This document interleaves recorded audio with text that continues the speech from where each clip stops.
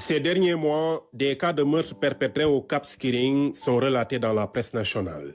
Ça nous a fait très mal dans tout le village parce que nous, on n'a jamais subi ce genre de choses à Cap Skirring et ça fait trop mal au cœur.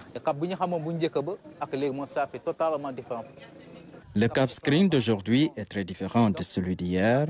Auparavant, on pouvait sortir à n'importe quelle heure sans crainte parce qu'il y avait la sécurité. Mais aujourd'hui, les choses ont changé. Caroline est une résidente française qui travaille dans le secteur touristique. Elle évoque des cambriolages de plus en plus récurrents. Aujourd'hui, on constate de plus en plus de cambriolages. Oui, cette année, c'est presque quotidien. Moi, j'habite un tout petit quartier et ces derniers jours, j'ai 4 de mes voisins qui se sont fait cambrioler. C'est des choses qui, il y a quelques années, n'existaient pas. Et donc aujourd'hui, ça force à faire attention à un peu tout et c'est très difficile.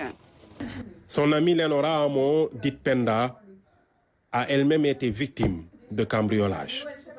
Il y a beaucoup de voisins, enfin voilà, il y a quand même une belle ambiance de quartier.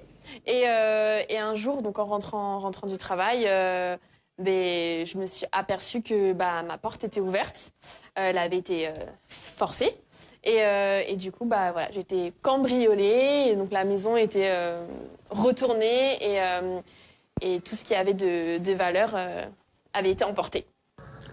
Pour comprendre ces actes, nous sommes allés à l'université Assane Seck interroger le professeur Benoît Tine, socio-criminologue. L'enseignant-chercheur écarte la thèse du grand banditisme et parle de faits sociaux, comme on en voit dans toutes les communautés. C'est une criminalité, du moins des personnes qui sont passées à l'acte pour abus de confiance. Ce sont des personnes qui se connaissent.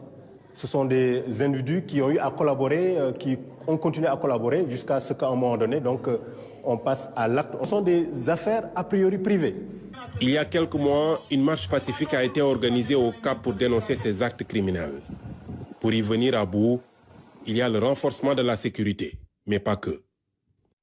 Moi, je dis seulement de renforcer la sécurité, renforcer. Finalement, je travaille beaucoup, franchement, mais c'est petit. C'est petit.